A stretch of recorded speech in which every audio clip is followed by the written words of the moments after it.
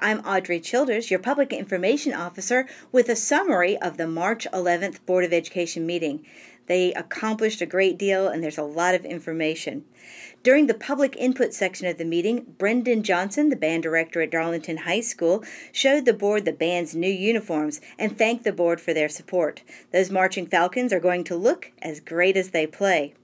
The board then recognized the 2019 South Carolina Junior Scholars, as well as Anari Coe, a Lamar High School basketball player, for making the Class 1A All-State basketball team. The board approved second and final reading of Policy IKCR, which is the chart that shows the numerical breaks for letter grades, course weightings, and the conversion chart for computing grade point ratio.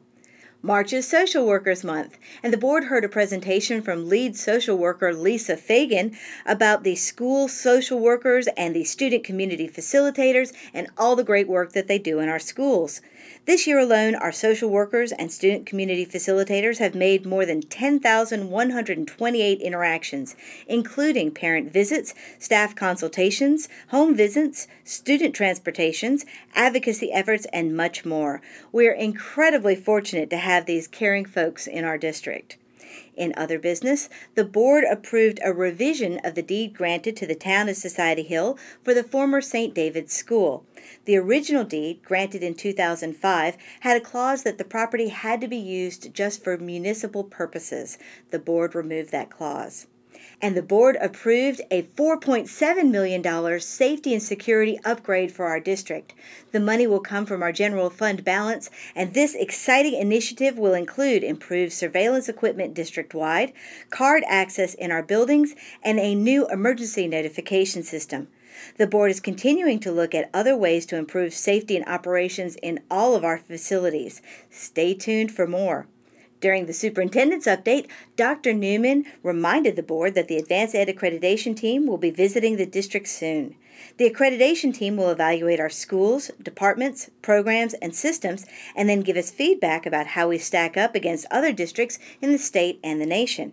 Dr. Newman also spoke about the exciting Key to Career Signing Day.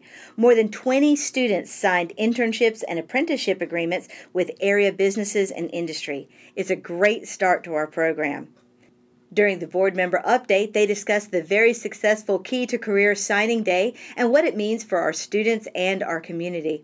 They also discussed Project Search, the recent legislative hearing on the education bills in front of the House and Senate, and the amazing job that our social workers do in our schools. The board then went into executive session. When they came out of executive session, they took 2 additional actions. The board accepted the low bid from EdCon Incorporated for the construction of the Hartsville and Lamar elementary schools in the amount of $36.6 million, acknowledging $5.5 million from the general fund balance to cover additional costs from the original budget. The Board of Education also accepted Duke Energy's proposal to provide electricity to the new Hartsville Elementary School. And that was the summary of the March 11th Board of Education meeting. Have a great day.